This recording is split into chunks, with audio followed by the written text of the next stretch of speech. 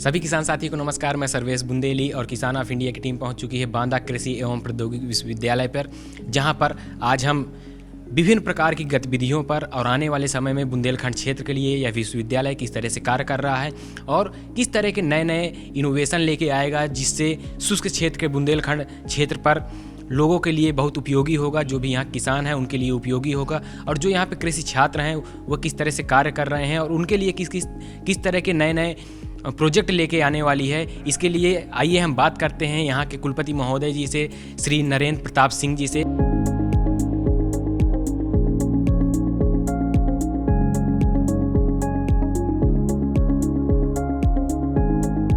कृषि विश्वविद्यालय हैं, उनकी एक हर साल की एक क्रियाकलापों में कृषि मेला शामिल होता है, जिसका कि मेन उद्देश्य होता है कि क्षेत्र के साथ साथ दूर दराज के रहने वाले जो किसान भाई हैं वो मेले में आएँ और यहाँ पर विश्वविद्यालय में जो शोध चल रहे हैं उसके बारे में उनको जानकारी दी जाए, और इसके साथ साथ वैज्ञानिक और किसान परिचर्चा की जाती है, जिसमें वो उनके मन में जो भी संदेह हैं, जो भी सवाल हैं, उनसे कर सकें।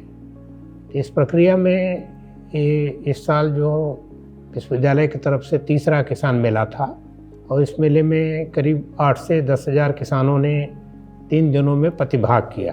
किसानों में मुख्य तौर से किसान उत्तर प्रदेश के बुंदेलखंड जो रीजन है जिसके लिए कृषि विश्वविद्यालय बना है उससे आए, 7 जिले से आए, जिसमें चित्रकूट मंडल और झांसी मंडल दोनों शामिल हैं। और एक किसान जो प्रचार प्रसार किया उससे तो आए ही, इसके साथ साथ जो हमारे कृषि विज्ञान केंद्र हैं जो इन सारे जिलों में हैं, स्थापित हैं, और जो हमारे शोध केंद्र हैं बुंदेलखंड के विभिन्न हिस्से में, उनके संपर्क में, उनके जो साथ में काम करते हैं, विशेष तौर से वो किसान आए।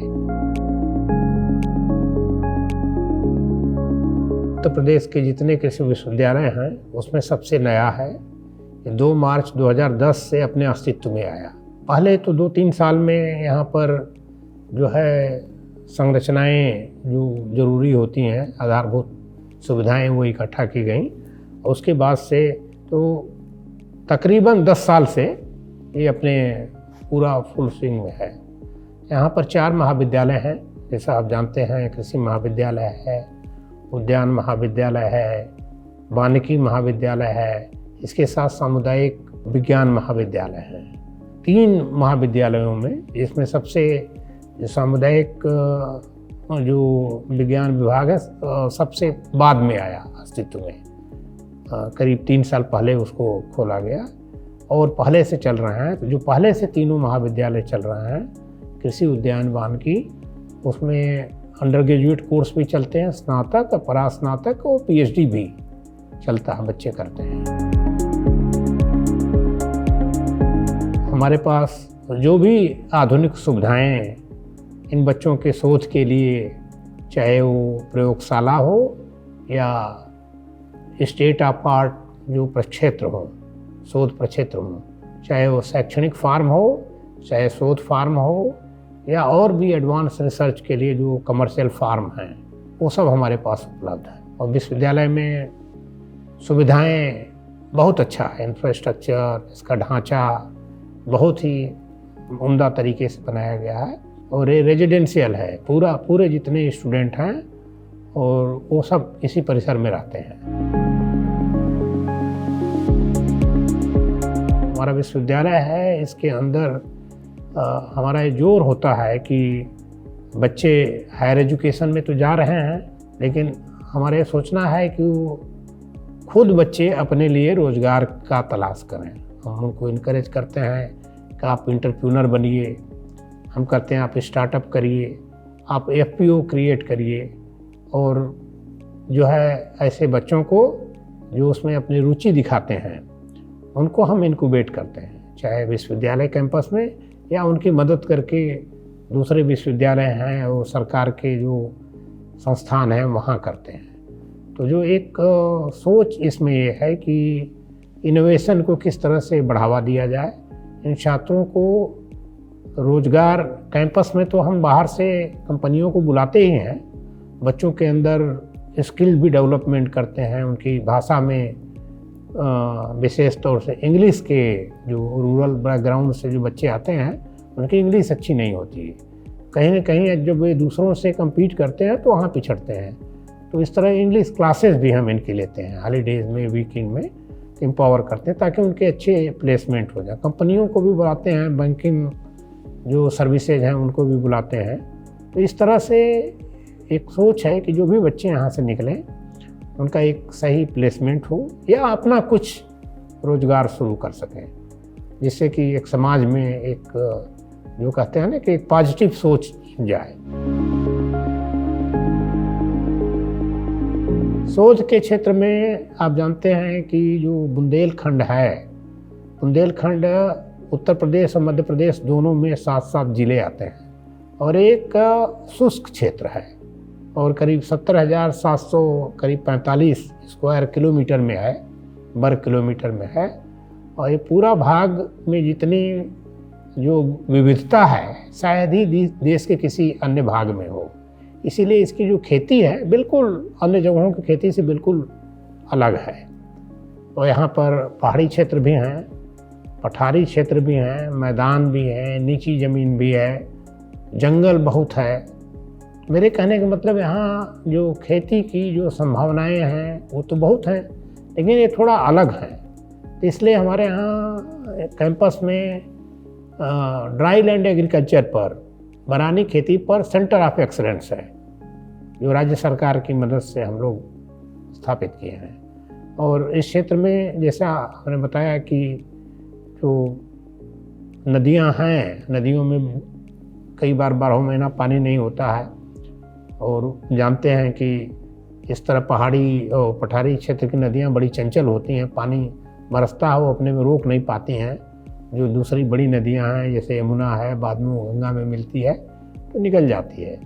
तो लेकिन सरकार ने बहुत सारी योजनाएं चलाई हैं जिनके द्वारा जो तालाब पोखरे खोद करके इन पानी को संचयित करने का एक प्रयास किया जा रहा है। तो एक जो विश्वविद्यालय का मेन काम ड्राईलैंड एग्रीकल्चर में ये है कि जल और मिट्टी का संचयन कैसे किया जाए, क्योंकि जब बारिश होती है कहीं ऊपर की जो उपजाऊ मिट्टी है वो भी पानी के साथ बह जाती है, तो उसका जो पीएच और जो उसकी है उसका भी संतुलन बिगड़ जाता है कई बार।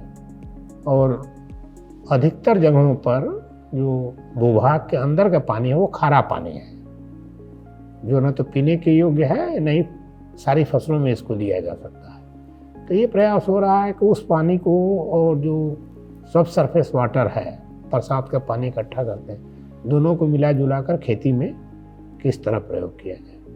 बुंदेलखंड की एक जो बड़ी समस्या ये है कि बुंदेलखंड में अधिकतर क्षेत्र एक फसली है, रबी होता है, अधिकतर में खरीफ 40 से 60% खाली रहता है। एक तो हमने बताया कि जो मिट्टी है उसमें कार्बन की मात्रा बहुत कम है, फर्टिलिटी इसकी बहुत कम है, उर्वरकता बहुत कम है। इसकी वजह से ये मिट्टी सूख बहुत जल्दी जाती है, यदि 1 हफ्ते पानी न बरसे तो ये सूख जाती है। तो सिंचाई के साधनों की कमी है। तो ये प्रयास हो रहा है कि किस तरह संचयित पानी को करके इसको एक फसल को 2 फसल में बदला जा सके, ताकि जो युवाओं का कृषि के प्रति जो रुझान कम हो रहा है, जो पलायित हो रहे हैं, उनको यहाँ पर रोका जाए, खेती में चालू किया जाए। इस प्रक्रिया में जो आप जानते हैं कि सूक्ष्म सिंचाई प्रणाली जो है, जो स्प्रिंकलर और ड्रिप कहते हैं, फसलों में जो स्प्रिंकलर से, और जो आर्चर्ड हैं, उद्यान हैं, उनमें ड्रिप का प्रयोग करके हम लोग एक बहुत ही इंटीग्रेटेड के तरीके से कर रहे हैं।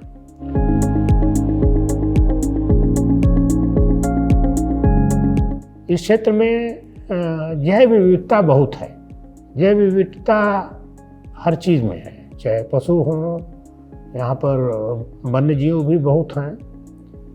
बहुत सारे ऐसे फल और सब्जियां हैं जो यहाँ पर ही नेटिव हैं और जो शुष्क जलवायु वाली होते हैं। तो हम लोगों का एक जो बहुत बड़ा प्रयास इस विश्वविद्यालय में चल रहा है, वो चल रहा है कि इन सब चीज़ों को जो ये जैव संपदा है उसको कैसे कंजर्व किया जाए, उसका संरक्षण और संवर्धन कैसे किया जाए।